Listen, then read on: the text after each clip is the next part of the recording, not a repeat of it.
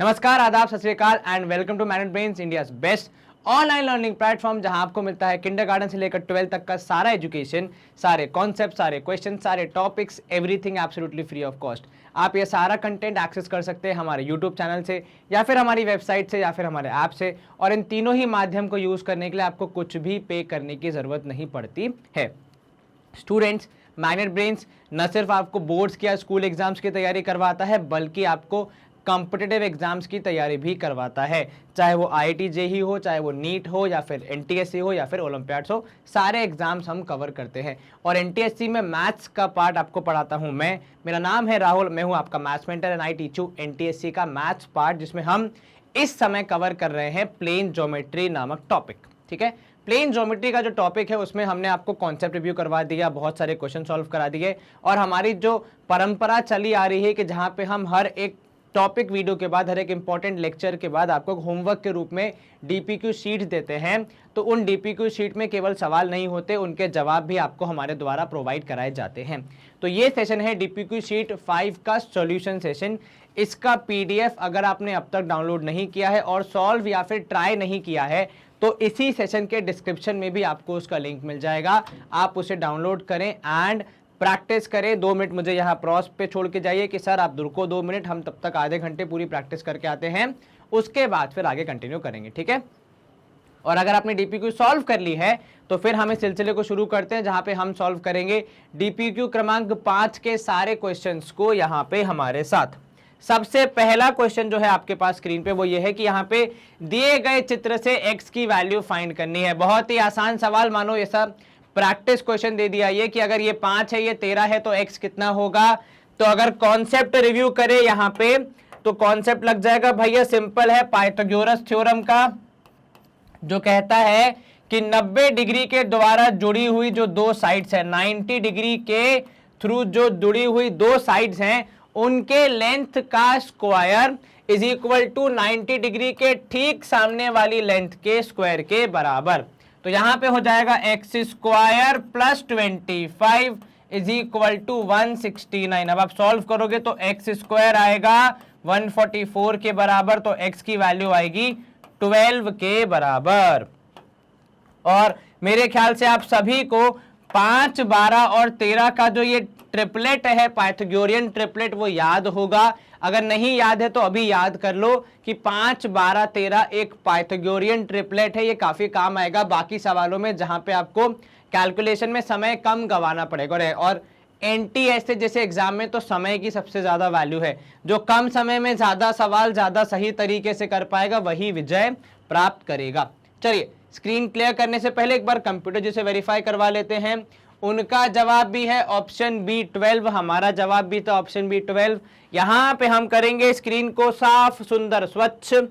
नया प्रश्न हमारे समक्ष, अ circle is inscribed in a square. ठीक है, अ circle is inscribed in a square, अर्थात क्या मतलब है इसका कि एक सर्कल है सर, जिसे एक स्क्वायर के अंदर बंद किया गया है।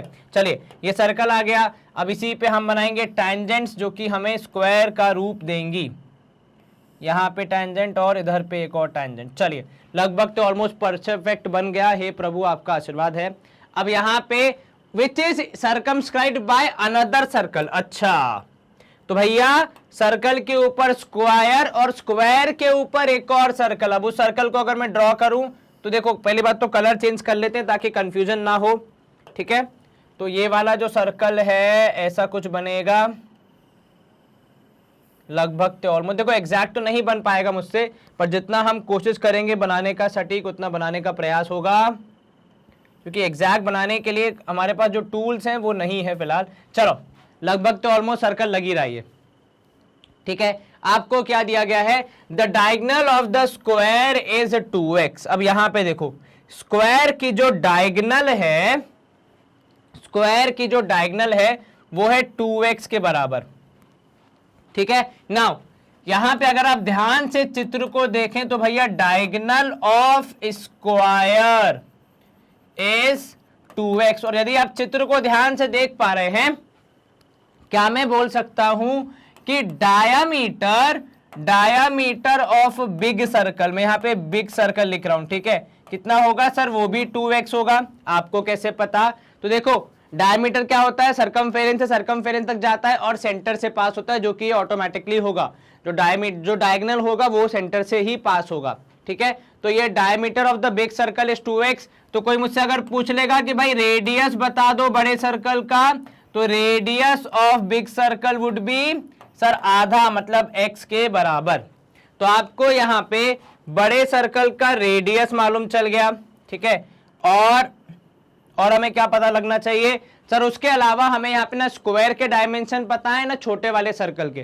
सर छोटे वाले सर्कल स्क्वायर का हमें डायगोनल पता है, पर रेडियस अभी तक, सॉरी साइड अभी तक नहीं पता। चलिए एक काम करते हैं, छोटे वाले सर्कल के रेडियस को r लिख देते हैं, है ना। पर उसके पहले हम आ जाएंगे स्क्वायर पे। अब स्क्वायर की जो डायगोनल है उससे हम स्क्वायर का डायमेंशन निकाल सकते हैं। कैसे सर, स्क्वायर है मतलब एंगल कितना होगा, 90 डिग्री होगा। तो अगर हम स्क्वायर की साइड को a मान लें, ठीक है, तो स्क्वायर की साइड को अगर हम a मान लें तो हम क्या लिख सकते हैं कि सर इन स्क्वायर हम लिख रहे हैं यहाँ पे कि a square plus a square that is sum of two sides which are connected through 90 degree would be equal to 2x का होल स्क्वायर, डायगोनल के स्क्वायर के बराबर। तो ये हो जाएगा 2a square is equal to 4x square. आप cancel करेंगे इसको तो आपको a स्क्वायर मिलेगा कितना, 2x स्क्वायर के बराबर। तो a की वैल्यू हो जाएगी यहाँ पे कितनी सर, a की वैल्यू हो जाएगी x√2। कितनी हो जाएगी a की वैल्यू, x√2 हो जाएगी। मतलब जो आपका स्क्वायर है उसका जो लेंथ है, उसकी जो डायमेंशन है वो क्या है, उसकी लेंथ है x√2। तो इसका मतलब अगर हम यहाँ पे देखें तो ये कितना हो जाएगा सर, ये हो जाएगा इतना डिस्टेंस, मतलब आधा, वो कितना हो जाएगा सर x√2/2 हो जाएगा। तो यहाँ पे अगर मैं लिखूं तो वो हो जाएगा x√2/2। आप चाहें तो इसे कैंसिल भी कर सकते हैं। तो इसका हाफ कितना हो जाएगा, तो a/2 हो जाएगा x√2/2 which is also x/√2। अब अगर हमें दोनों सर्कल के एरिया का रेशियो निकालना है तो दोनों सर्कल का रेडियस आपको पता होना चाहिए, ठीक है। बड़े सर्कल का रेडियस आपको पता है x, आपको स्क्वायर के डायमेंशन मालूम चल गए, लेकिन अब तक आपको छोटे सर्कल के डायमेंशन नहीं मालूम चले हैं। तो अब आप क्या करोगे, अब आप सर यहाँ पे दिमाग लगाएंगे और कैसे भी करके जो छोटा वाला सर्कल है उसका रेडियस निकालने का प्रयास करेंगे। और डायग्राम में देखो वहां पे आपकी हर समस्या का समाधान है। अगर आप ध्यान से देखेंगे डायग्राम में भी तो वहां पे ये जो r जहां पे लिखा है हमने ना, वो एक कैसा ट्राइंगल है, वो एक राइट ट्राइंगल फॉर्म करेगा, ठीक है, because radius is always perpendicular to tangent. तो यहां पे आप लिख सकते हो कि r square plus x square by 2। देखो x/√2 था, आपने दोनों का स्क्वायर किया तो x का स्क्वायर x स्क्वायर, √2 का स्क्वायर 2, और आपका जो रेडियस है वो है x स्क्वायर, किसका, बड़े सर्कल का। तो ये वाला r, ये वाला x/√2 दोनों मिला के इस x के बराबर आएगा, है ना। चलो अब आप क्या करोगे सर, इसको सॉल्व करेंगे तो r स्क्वायर आ जाएगा x square minus x square √2/2। Solve करोगे r स्क्वायर आ जाएगा यहाँ पे x स्क्वायर बाय 2। तो r की वैल्यू हो जाएगी x/√2। r की वैल्यू कितनी हो जाएगी, x/√2। तो मतलब जो रेडियस है उसकी वैल्यू x/√2 है, जो हमारा ओरिजिनल सर्कल था उसका रेडियस है x। तो यहाँ पे हम लिखते हैं भाई, देखो दोनों के रेडियस की चर्चा कर लेते हैं। तो रेडियस बिग सर्कल का हो जाएगा x के बराबर, स्मॉल सर्कल का हो जाएगा x/√2 के बराबर। अब आप दोनों के एरिया का यदि रेशियो निकालेंगे तो भैया देखो बड़े वाले का टू छोटे वाले का एरिया, तो पहले बड़े वाले का एरिया निकालो तो एरिया वुड बी कितना, पाई कैपिटल R स्क्वायर, क्योंकि बड़ा सर्कल है तो कैपिटल R यूज करेंगे जो कि है x के बराबर, तो x स्क्वायर। उसके बाद दूसरा है पाई R स्क्वायर फॉर छोटा सर्कल, तो ये हो जाएगा pi into x square by 2। दोनों का रेशियो निकालने का क्या मतलब सर, बस डिवाइड कर दीजिए तो रेशियो यहाँ पे हो जाएगा। ध्यान से अगर आप देखेंगे तो आपको अभी से आंसर दिख रहा होगा कि पाई x square upon pi x square by 2। अब जो जो कैंसिल हो रहा है उसे कैंसिल किया जाएगा पहली फुर्सत से। सर पाई से पाई कैंसिल, एक्स स्क्वायर से एक्स स्क्वायर कैंसिल, कुल मिला के बच गया 1/1/√2। इसका हम करेंगे रेसिप्रोकल तो फाइनल आंसर हो जाएगा 2:1। कितना? 2:1, जो कि यहाँ पे कौन सा ऑप्शन है सर? ऑप्शन है यहाँ पे ऑप्शन बी है। चलिए समझ में आया आपको? तो पहला सवाल था थोड़ा सा आसान, दूसरा सवाल था थोड़ा सा कॉन्सेप्चुअल। कैलकुलेशन भी है यहाँ पे, लेकिन कॉन्सेप्ट का ज्यादा उपयोग है। जैसा कि आप देख पा रहे हैं यहाँ पे आपने आसानी से पहले दोनों रेडियस निकाले एक्स के टर्म्स में, फिर उनके एरिया का रेशियो निकालो। उसमें भी जो बड़ा वाला स्क्वायर था उसके रेडियस में इतनी मेहनत नहीं करनी पड़ी। हाँ, छोटे वाले के लिए थोड़ी मेहनत हमें करनी पड़ी, जिसकी वजह से हम आसानी से रेडियस निकाल पाए। ठीक है, चलिए एक बार कंप्यूटर जी से पूछ लेते हैं भाई उनका जवाब क्या रहा है। सर कंप्यूटर जी का जवाब है ऑप्शन बी 2:1। हमारा जवाब भी वही था, तो मतलब यह सवाल हमारा सफलतापूर्वक समाप्त होता है। तो हम करेंगे स्क्रीन को क्लियर और मूव करेंगे नेक्स्ट क्वेश्चन पे।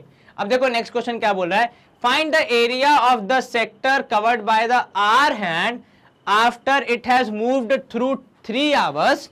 ठीक है, and the length of the hour hand है 7 सेंटीमीटर। देखो लेंथ देने का क्या तात्पर्य है यहाँ पे कि वो आपको क्या बताना चाह रहा है कि सर रेडियस है 7 सेंटीमीटर। Very good.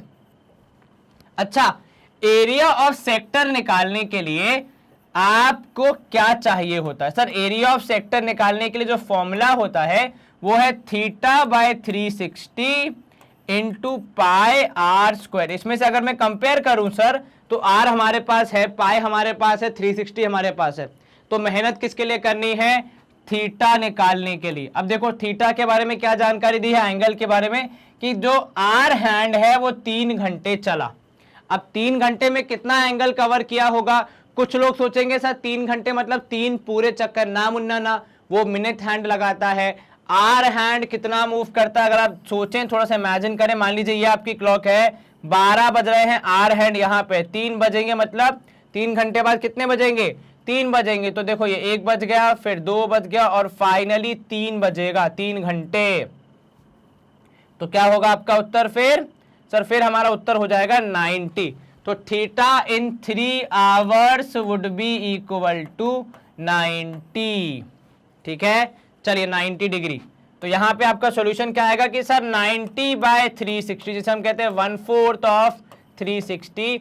पाई की जगह 22/7, आर की जगह यहां पे आएगा 7 × 7।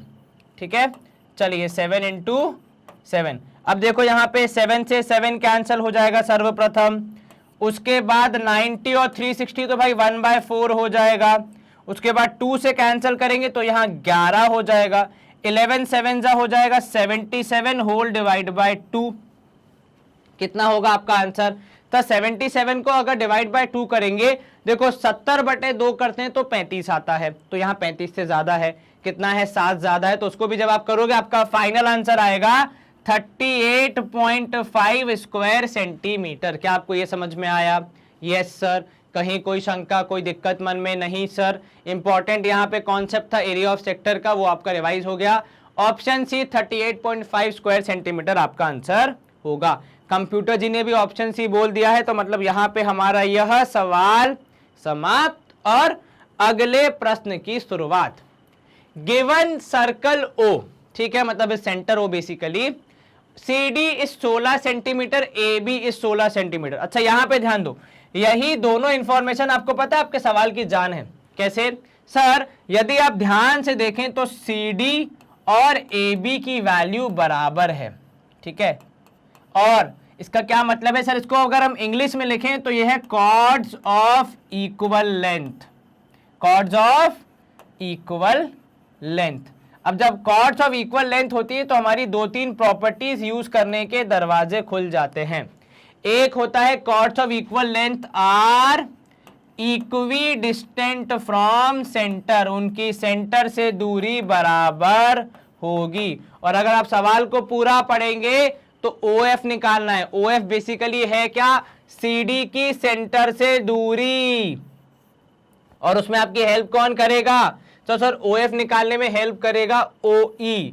और वहां पे यह कॉन्सेप्ट लगेगा कि जब कॉर्ड्स बराबर हैं तो वो इक्वी डिस्टेंट होती हैं। तो बेसिकली हमारी मेहनत कहाँ जाएगी, हमारी पूरी मेहनत लगने वाली है कि कैसे भी करके हम OE की वैल्यू निकाल दें। चलिए अब यहां पे देखते हैं हमारे पास डायग्राम में क्या क्या जानकारी है। तो देखो OB है 10, तो मतलब आपका रेडियस कितना है, मतलब सर रेडियस है 10, AB की वैल्यू है 16, ठीक है, और जो OE है वो है परपेंडिकुलर। तो यहां पे हम लिखेंगे AB is perpendicular to OE, therefore इसलिए AE would be equal to BE। और रीजन क्या होगा, रीजन बहुत सिंपल है भैया कि perpendicular from centre bisects the chord, ठीक है, बाइसेक्ट्स द कॉर्ड। तो perpendicular from centre bisects the chord. अब इसका क्या मतलब सर, अगर AE और BE बराबर हैं और अगर आप ध्यान से देखें तो इन दोनों को जोड़ने पर पूरा का पूरा AB बन जाएगा। और क्योंकि दोनों एक दूसरे के बराबर हैं तो x प्लस x should be equal to 16, x की वैल्यू आ जाएगी 16/2 दैट इज 8। तो E से लेकर B तक की दूरी है, तो इस 16 को मैं घटा के लिख रहा हूं 8, क्योंकि 16 से ज्यादा मेरे लिए 8 इंपॉर्टेंट है जनाब, ठीक है। तो चलिए EB की वैल्यू हो गई 8, OB की वैल्यू हो गई 10। अब ये तो हमारे लिए बहुत आसान काम है कि हम OE की वैल्यू ज्ञात कर लें, ठीक है। तो अब यहां पे क्या लिखोगे सर, इन ट्रायंगल OEB क्या होगा सर, यहां पे एंगल E की वैल्यू हो जाएगी 90 डिग्री। तो हमारे पास पूरी आजादी है कि हम पाइथागोरस थ्योरम लगा दें, ठीक है। अब जब आप पाइथागोरस थ्योरम अप्लाई करेंगे तो आपको क्या मिलेगा सर, जो 90 डिग्री से जुड़ी हुई साइड्स हैं OE square plus EB square should be equal to OB square, ये हमें मालूम चलेगा, ठीक है। चलिए OE स्क्वायर की वैल्यू आपको ज्ञात करनी है, उसको एज इट इज छोड़ दो। इधर EB स्क्वायर हो जाएगा 8 स्क्वायर, ये हो जाएगा 10 स्क्वायर। देखो एक वैल्यू गिवन थी, दूसरी हमने निकाली है। सॉल्व करेंगे OE की वैल्यू हमें मिल जाएगी आसानी से, बिल्कुल मिलेगी सर। तो OE स्क्वायर मिलेगा यहां पे हमें 10 स्क्वायर माइनस 8 स्क्वायर। अब ये तो बच्चा कर लेगा और आप तो आसानी से कर लेंगे सर। 10 का स्क्वायर 100, बिल्कुल ठीक। 8 का स्क्वायर 64, माइनस कर दो तो OE स्क्वायर आ जाएगा किसके बराबर सर, 36 के बराबर। तो भैया OE की वैल्यू सर 36 का स्क्वायर रूट मतलब 6 सेंटीमीटर। क्या हमें हमारे सवाल का जवाब मिल गया सर? लगभग मिल चुका है। अब बस हमें क्या यूज करना है, कॉन्सेप्ट यूज करना है कि भैया since AB is equal to CD, ठीक है, दैट इज कॉर्ड्स की लेंथ बराबर है तो उनका सेंटर से डिस्टेंस क्या होगा, बराबर होगा। तो अब क्या लिखोगे, since AB is equal to CD chords, या फिर आप ऐसे लिखोगे इक्वल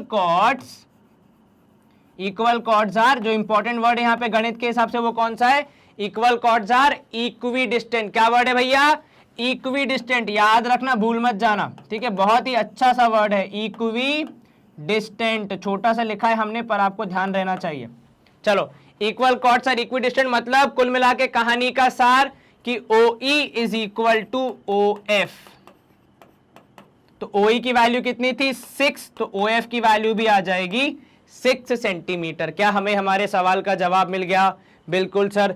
चलिए अपना जवाब हाईलाइट भी कर देते हैं। चलो ऑप्शन बी यहाँ पे 6 हमारा आंसर होगा। हालांकि हमने डायरेक्टली OF नहीं निकाला पर लेकिन OF के दूर के रिश्तेदार OE की मदद से हमने यहाँ पे आंसर अपना पता लगाया है। तो भाई दूर के रिश्तेदार पे भरोसा वैसे नहीं करना चाहिए पर अब यहाँ हम कर रहे हैं, देखते जवाब सही है कि नहीं है।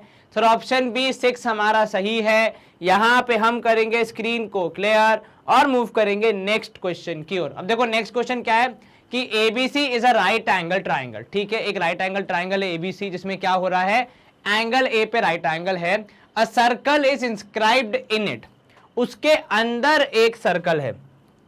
तो पहले डायग्राम बनाएंगे, सबसे पहले अंदर का सर्कल बनाया जाएगा और उसके बाद उसके आजू बाजू में राइट ट्राइंगल को फिट किया जाएगा। क्योंकि देखो हमारे पास टूल्स तो कम है तो ऐसे ही बनाना पड़ेगा।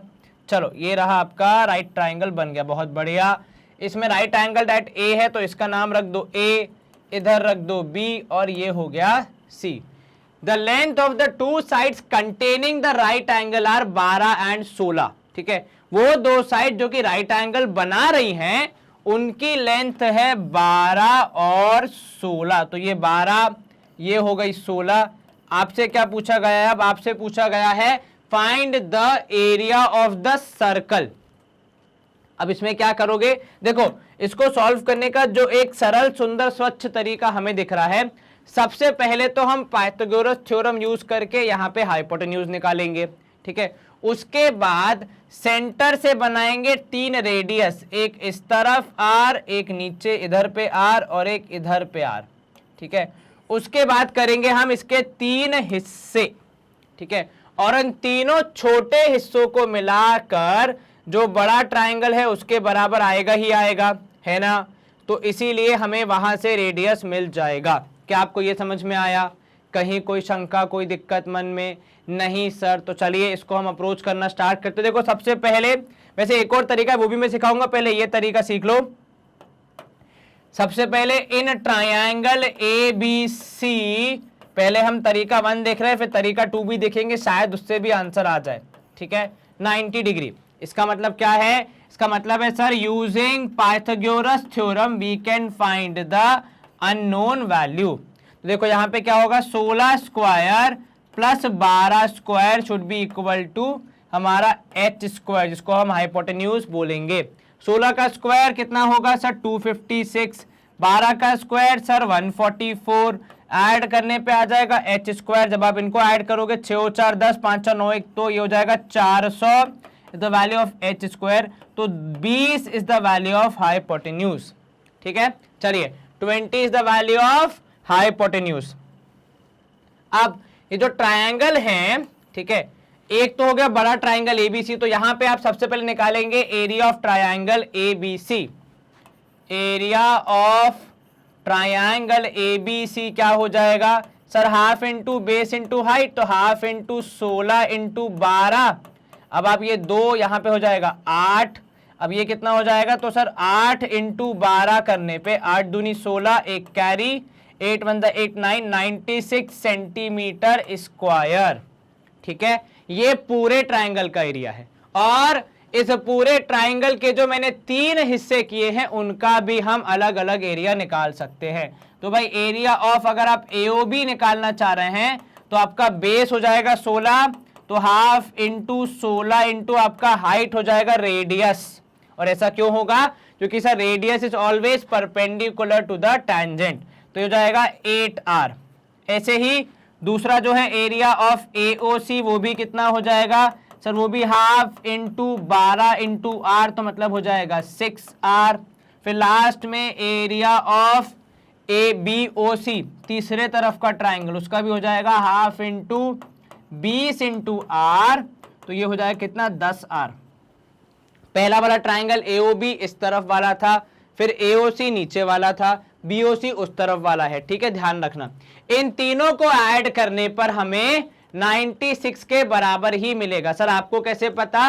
क्योंकि ये तीनों ट्राइंगल कुल मिला के बड़ा ट्राइंगल ABC बनाएंगे। तो अब यहाँ पे आप क्या लिख सकते हैं कि सर 10 और 8 16 6 24, 24r इज इक्वल टू 96। तो r की वैल्यू हो जाएगी 96 upon 24, that is equal to कितना? 4 जा सर 4 4 जा 16, एक कैरी, तो यहाँ पे हो जाएगा कितना? 4 2 8 1 9, यस 96। तो आपका जवाब आएगा कितना? 4 सेंटीमीटर आएगा आपका रेडियस। अभी तो रेडियस निकला, अभी एरिया निकालना बाकी, लेकिन मैं यहाँ पे आपको एरिया अगर निकाल के दे दूं तो एरिया कितना हो जाएगा सर? एरिया हो जाएगा यहाँ पे पाई आर स्क्वायर, तो एरिया हो जाएगा टोटल कितना? पाई आर स्क्वायर, क्योंकि आपको सर्कल का एरिया पूछा, तो पाई की जगह पे 22/7। आर है कितना? आर है सर 4, तो उसका स्क्वायर 16। अब 16 इंटू 2 करोगे 32, और 32 तो कितना? 352 डिवाइड बाय 7, करिए डिवाइड 7 से, तो ये हो जाएगा सर 7 5 जा 35, कितना बच गया सर? 7 5 जा 35, और फिर 0 आएगा तो 50 पॉइंट समथिंग, जो कि ऑप्शन बी में मुझे दिख रहा है। ठीक है, चलिए कौन सा ऑप्शन? ऑप्शन बी में दिख रहा है 50.28 सेंटीमीटर स्क्वायर। क्या आपको ये समझ में आया? Yes sir. कहीं कोई शंका मन में? नहीं सर, ये एक तरीका हो गया। ठीक है, आंसर इसका हम चेक करेंगे, पर पहले एक बार दूसरा तरीका भी सीख लेते हैं। ठीक है, दूसरे तरीके के लिए हमें क्या करना पड़ेगा, तो पहला तरीका मैंने आपको समझा दिया, अगर आपको स्क्रीनशॉट लेना हो 1 मिनट तो ये लीजिए, मैं थोड़ा हट जाता हूं, ये देखिए, चलिए आगे आपका screenshot in case you have to. Next तरीका इज, वही फिर से शुरू करेंगे एकदम जीरो से। सबसे पहले बनाया जाएगा एक सर्कल, उसके बाद बनाया जाएगा ट्राइंगल, ठीक है। अब इसमें जो यहाँ पे खेल है वो भी आप खेल चुके, लेकिन यहाँ जो नियम लगेगा मैं उसकी थोड़ी चर्चा कर लूं। तो वो नियम है about the length of tangent from external point. तो ये है पॉइंट ए, इसको सी बोल दिया, इसको बी बोल दिया, बी है डी नहीं है वो, तो यहाँ पे बी लिख दिया आपने।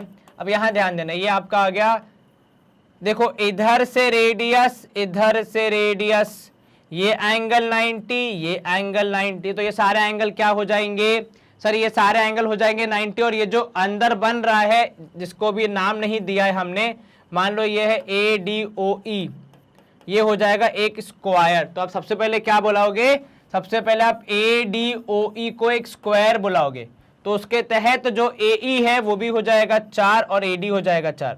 अब ये पूरा है 12, इसमें से 4 आप घटा देंगे तो कितना बचेगा, तो सर ये बचेगा 12 - 4, ठीक है। इधर से भी जब आप हटा देंगे तो ये हो जाएगा 16 - 4। अच्छा, एक नियम जो हमने पढ़ा है कि tangent from external point are equal, तो अगर इधर 16 - 4 है तो इधर भी 16 - 4 हो जाएगा और इधर 12 - 4 हो जाएगा। तो इसको अगर आप सॉल्व करेंगे तो बेसिकली जो आपका BC है उसकी लेंथ हो जाएगी 16 - 4 प्लस 12 - 4, तो कुल मिला के सॉल्व करके कितना आएगा सर, ये हो जाएगा 28 - 2r, ठीक है। तो कैसे आपने length of tangent are equal का कॉन्सेप्ट यूज करके यहाँ पे सवाल को अप्रोच किया, ये मैंने आपको समझाया कि पहले कैसे पैरेललोग्राम और फिर स्क्वायर बनेगा, उसके बाद फिर यहाँ पे r की वैल्यू मिलेगी, फिर आप साइड्स में उसको एडजस्ट करेंगे, फिर उन साइड्स की मदद से जो सबसे बड़ी साइड है BC उसमें एडजस्ट करेंगे। अच्छा, यहाँ पे अगर आप पाइथागोरस थ्योरम यूज करेंगे तो आपको BC की वैल्यू पहले ही मिल जाएगी। कितनी है BC की वैल्यू, तो BC की वैल्यू है सर 20। तो देखो एक BC की वैल्यू ये रही, दूसरी ये रही, दोनों का आप सॉल्व कर देंगे तो BC = 28 - 2r, 2r = 28 - 20, 2r की वैल्यू हो जाएगी 8 के बराबर, तो r की वैल्यू हो जाएगी 4, ठीक है। r की वैल्यू कितनी हो जाएगी, 4 हो जाएगी, जो कि हमने पहले भी सॉल्व किया था, r की वैल्यू 4 ही आएगी। एक ये वाला मेथड है जिसमें आप टेंजेंट्स का यूज करते हैं, रेडियस का यूज करते हैं, स्क्वायर बनाने का यूज का जो कॉन्सेप्ट है उसका यूज करते हैं, उसके बाद फिर आंसर निकालते हैं। और एरिया आया आपका कितना, एरिया आया वही 50.28 सेंटीमीटर स्क्वायर। या फिर दूसरा तरीका जो हमने इससे थोड़ी देर पहले देखा था, जहां हमने टेंजेंट का यूज कम करके रेडियस के टेंजेंट के परपेंडिकुलर होने का फायदा उठाया, ठीक है। दोनों में से जो तरीका आपको बेटर लगे वो फॉलो कर सकते हैं, मर्जी पूरी आपकी है। ये वाला मेथड भी है, वो वाला मेथड भी, हमारा काम था दोनों मेथड सिखाना। कंप्यूटर जी जवाब वेरीफाई करेंगे, 50.28 कंप्यूटर जी ने पहले ही वेरीफाई कर दिया है। हरा टिक का मतलब है स्क्रीन क्लियर होने के बाद नया प्रश्न। अब देखो यहाँ पे क्या बोल रहा है, गिवन डायमीटर AB, ठीक है, आपको बताना है लेंथ ऑफ X कितनी होगी। चलो अब यहाँ पे देखो, सबसे पहले तो अब अगर आप देखें इन ट्रायंगल COD, क्या बोला हमने, इन ट्रायंगल COD, तो इन ट्रायंगल COD हमारे पास है एंगल OCD, और सॉरी सबसे पहले हम लिखेंगे भैया कौन सी साइड किसके बराबर है, तो इसके हिसाब से क्या हो जाएगा sir, OC would be equal to OD first thing, जिसकी वजह से जो आपके एंगल OCD है वो बराबर हो जाएगा एंगल ODC के, because they are angle opposite to equal sides of a triangle, ठीक है। तो इन दोनों को हम क्या बोल देंगे, मान लीजिए Y बोल देते हैं।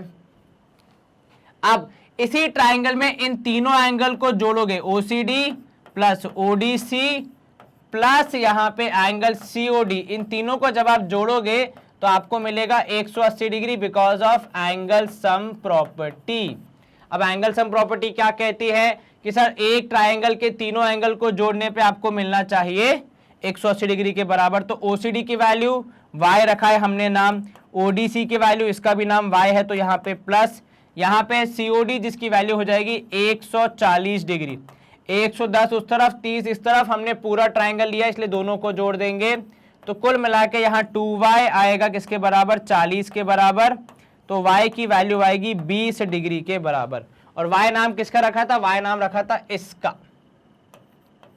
अब क्या होगा सर, अब x निकालना है, तो जो एंगल है यहाँ पे x, 20 और 110 ये तीनों मिलके बना रहे हैं एक ट्राइंगल। देखो यहाँ पे दिखेगा, ये रहा एक, इधर से एक जा रहा है और फिर एक इधर से जा रहा है, ठीक है।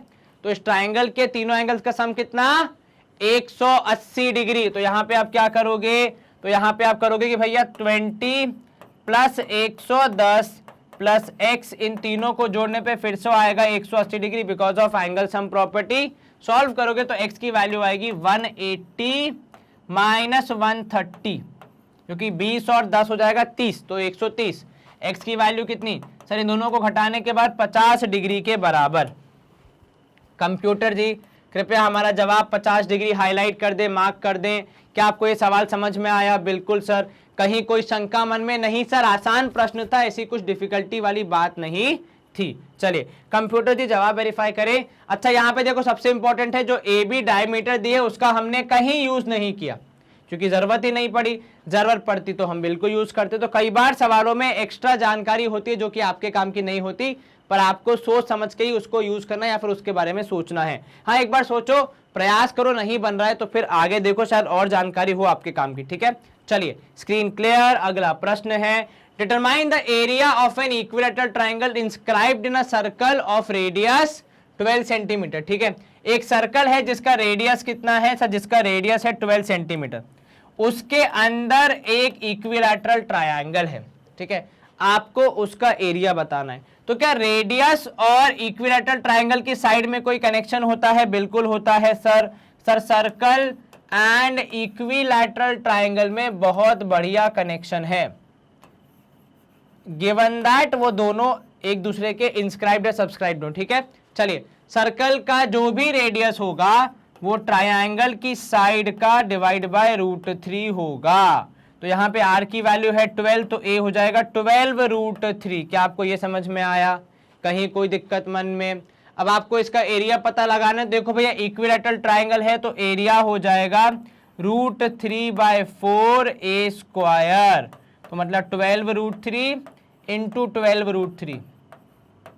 चलिए 4 से 12 कैंसल, 3 बचेगा, तो 12 तिया हो जाएगा 36। उसके बाद √3 इंटू √3 करने पे 3 और एक और √3, 6 तिया 18, एक कैरी, तो 108√3 सेंटीमीटर स्क्वायर आना चाहिए आपका उत्तर। कितना? 108√3। देखो यहाँ पे तो सीधे सीधे इस सर्कल और इक्विलैटरल ट्रायंगल के बीच जो कनेक्शन है उसको यूज किया गया है, तो ये आपको याद होना चाहिए क्योंकि ये काफी बार पूछा जाता है। अगर आप वहां पे कैलकुलेट करने बैठ जाएंगे तो आपका समय थोड़ा सा बर्बाद हो जाएगा। उससे बेटर है आप इसको याद कर ले, तो आने वाले जब भी आप पेपर कोई भी सॉल्व करेंगे तो ये सीधे वैल्यू रखे। हाँ, सब्जेक्टिव पेपर में नहीं, ऑब्जेक्टिव पेपर की बात कर रहा हूं, ठीक है। ऑब्जेक्टिव पेपर में आप सीधे वैल्यू रख के अपना आंसर बता सकते हैं, आपको दिक्कत नहीं आएगी। चलिए यहाँ पे एक बार कंप्यूटर जी से और पूछ लेते, उनका जवाब क्या है? उनका जवाब है ऑप्शन बी 108√3। हमारा जवाब भी वही। Screen clear. अगला प्रश्न है, if a square with side of pi is inscribed in a circle. अब की बार क्या किया है? सर्कल के अंदर डाल दिया स्क्वायर, ठीक है। क्या बोल रहे हैं आपसे कि सर्कल के अंदर डाल दिया हमने एक स्क्वायर। चलो पैक करके, बहुत बढ़िया, बहुत बहुत शुभकामनाएं भैया, आपको स्क्वायर मिल रहा है। तो ये रहा आपका स्क्वायर, जो कि नहीं लग रहा है, थोड़ा सा और ऊपर ले जाओ ताकि चीजें लगें स्क्वायर के रूप में। चलिए ये तो हो सकता है पॉसिबल, हाँ लगभग तो ऑलमोस्ट हो ही गया। चलो ये है आपका स्क्वायर, इसका जो साइड है वो है पाई के बराबर, तो साइड हो जाएगा पाई के बराबर। आपको क्या पता लगाना है? What is the circumference of the circle. अब देखो अगर आपको साइड पता है तो जो साइड होगी ये वाली होगी पाई, ये वाली भी होगी पाई, क्योंकि भैया स्क्वायर है, सारी साइड्स बराबर। अगर मैं यहाँ पे डायगोनल की लंबाई पता लगा पाया तो क्या मुझे बड़े सर्कल का रेडियस मिल जाएगा? बिल्कुल मिल जाएगा सर। अगर डायग्राम में अगर रेडियस मिल जाएगा फिर तो आसानी से सवाल समाप्त। चलिए तो डायग्राम बनाने के लिए काम करते हैं, थोड़ी उल्टी बनाते हैं इस तरफ वाली, ताकि वो सवाल से या हमारे डायग्राम से मैच खा जाए। तो देखो यहाँ पे होगा side square plus side square equals to diameter square. Side की वैल्यू कितनी है? पाई, तो ये हो जाएगा pi square plus pi square equal to diameter का square, 2 pi square is equal to D square. आप डी की वैल्यू लेंगे तो 2 pi square is equal to D, pi root 2 is the value of D, ठीक है। Pi root 2 is the diagonal, ठीक है। अब अगर पाई रूट 2 डायमीटर है, डायगोनल है, तो भाई डायमीटर क्या होगा, डायमीटर भी सेम होगा पाई रूट 2। तो रेडियस क्या हो जाएगा, तो सर रेडियस हो जाएगा यहाँ पे पाई रूट 2 का आधा डिवाइड बाय 2, तो रूट 2 से 2 कैंसल, तो पाई बाय रूट 2 हो जाएगा यहाँ पे आपका क्या, रेडियस, ठीक है। अब आपको रेडियस मिल गया, आपको क्या बताना है, सरकमफेरेंस ऑफ द सर्कल बताना है। तो देखो यहाँ पे सरकमफेरेंस का मतलब क्या होता है आपको पता ही है, फिर भी एक बार रिपीट कर दें तो ये आउटर बाउंड्री का कैलकुलेशन, लंबाई कितनी है, लेंथ कितनी है। हालांकि वो गोल है, पर कितना डिस्टेंस चलना पड़ेगा, कितना ट्रैवल करना पड़ेगा स्टार्टिंग से एंडिंग पॉइंट आने के लिए, उसे कहते हैं आप सरकमफेरेंस, ठीक है। Circumference of a circle is 2 pi r, तो 2 इंटू 22/7 इन 2, यहाँ पे आपका रेडियस है पाई बाय रूट 2, ठीक है। अब यहाँ पे आप अगर देखेंगे सरकमफेरेंस निकालना है आपको, यस सर बिल्कुल, तो 2 इंटू 22/7 इंटू पाई रूट 2। अब अगर कुछ कैंसिल करना चाहें तो देखो 22/7 को मैं एक और पाई लिख देता हूँ, ठीक है।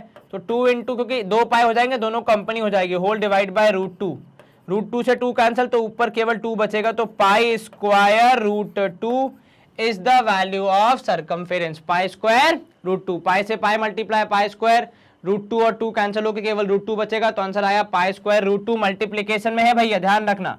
तो pi square root 2 which is option D, यही आपका जवाब होगा। क्या आपको ये समझ में आया, यस सर, कहीं कोई शंका मन में, नहीं सर, आसान प्रश्न, हमने आसानी से जवाब दे दिया। कंप्यूटर जी जवाब वेरीफाई करेंगे, उनका जवाब भी है ऑप्शन डी, हमारा जवाब भी था ऑप्शन डी। तो यहाँ पे स्क्रीन क्लियर करने के साथ साथ हमारी ये शीट भी हो जाती है समाप्त। लेकिन समाप्ति की घोषणा से पहले आपके लिए कुछ इंपॉर्टेंट घोषणाएं, इंपॉर्टेंट इन अनाउंसमेंट्स। सबसे पहले आपको ये पता है कि हमारा जो चैनल है उस पर रोज नए वीडियोस आते रहते हैं, और उन्हीं नए वीडियोस के साथ साथ जो नई चीज़ आती है जो कि कंस्टेंटली हर काफ़ी सारे वीडियोस में मिलती है, वो ये कि हमारे काफ़ी सारे स्टूडेंट्स अपने फेवरेट सेशंस, लेक्चर्स या फिर काम के सेशंस नहीं ढूंढ पाते हैं। वो यूट्यूब में प्लेलिस्ट चेक कर लेते हैं, वीडियोस का फीड चेक कर लेते हैं, परंतु उनके काम की चीज़ कई बार उनको नहीं मिलती है। इस बड़ी समस्या का एक छोटा सा समाधान हमने निकाला है, तो वो है हमारी वेबसाइट, जिसको आप विजिट कर सकते हैं और आप सारा कंटेंट बिना कुछ भी सोचे कि ये कहाँ मिलेगा आसानी से ढूंढ सकते हैं। उदाहरण के तौर पे आप ओलंपियाड या फिर एनटीएससी की कुछ चीज़ें पढ़ना चाह रहे हैं, एनटीएससी के टैब पे क्लिक करेंगे आप, एनटीएससी के टैब पे क्लिक करते ही एनटीएससी से संबंधित जो भी सेशन आपके टीचर्स बना रहे हैं वो सारे आपको एक ही जगह पे मिल जाते। जैसे कि यहाँ पे है मेरा सेशन, देखो बस यहाँ पहुंचो, वॉच नाउ के टैब पे क्लिक करो। जैसे ही आप वॉच नाउ के टैब पे क्लिक करोगे एक चैप्टर वाइज लिस्ट खुल जाएगी कि हर एक चैप्टर में, हर एक मैथ्स में सब्जेक्ट में कितने चैप्टर्स हैं, ठीक है। इन चैप्टर्स की लंबाई कितनी है, उनमें क्या सेशन पढ़ाया गया है, कितनी ड्यूरेशन है, वो सब आपको एक ही जगह पे मिल जाती है, ताकि आप आसानी से अपने कमिंग डेज का प्लानिंग कर सकें। बस आपको यहाँ पहुँचना है, वॉच नाउ के टैब पे क्लिक करना है। जैसे ही आप वॉच नाउ के टैब पे क्लिक करेंगे आपके फेवरेट टीचर जो आपको math, science, social, Sanskrit, Hindi, English सब पढ़ाते हैं वो यहाँ पे आपको अवेलेबल होंगे विदाउट एनी फीस। आप एब्सोल्युटली हमसे पढ़ सकते हैं फ्री ऑफ कॉस्ट, बिना किसी दिक्कत के। बल्कि यहाँ तो अच्छी क्वालिटी कंटेंट डिलीवर किया जाता है, जहाँ पे ना कोई डिस्ट्रैक्शन है, ना कोई एडवर्टाइजमेंट है, ना कोई गाना चल रहा है, ना कोई संगीत। केवल और केवल आपका पूरा ध्यान कहाँ रहेगा, पढ़ाई पे रहेगा। इस वेबसाइट को जरूर ट्राई करें, आपको भी यूज करें, आपको बहुत फायदा होगा, गारंटीड। चलिए, तो हमारा जो 100% फ्री कोर्स चल रहा है for NTSC SAT part stage 1 के लिए, उसमें हमने किया कवर आज डीपीक्यू शीट 5 ऑफ एनटीएससी, और उसमें भी चैप्टर स्पेसिफिक अगर मैं बोलूँ तो प्लेन ज्योमेट्री के, ठीक है। अगर आपने ये शीट अब तक सॉल्व नहीं की है तो मेरा आपसे निवेदन है कृपया शीट को सॉल्व करें, उसका लिंक आपको इसी सेशन के डिस्क्रिप्शन में भी मिल जाएगा, ठीक है। प्लीज सेशन को लाइक, चैनल को सब्सक्राइब एंड इस वीडियो को शेयर जरूर करें, बिकॉज नॉलेज जितना आप स्प्रेड करेंगे उतना आपका भी बढ़ेगा। क्या आपको ये समझ में आया? ठीक है, चलिए फिर मिलते हैं हम लोग किसी और सेशन में डीपीक्यू शीट के साथ, या फिर कुछ और पढ़ेंगे। अपना ख्याल रखें, अच्छे से पढ़ाई करें, stay home, stay safe, take care, bye bye, good day, see you soon.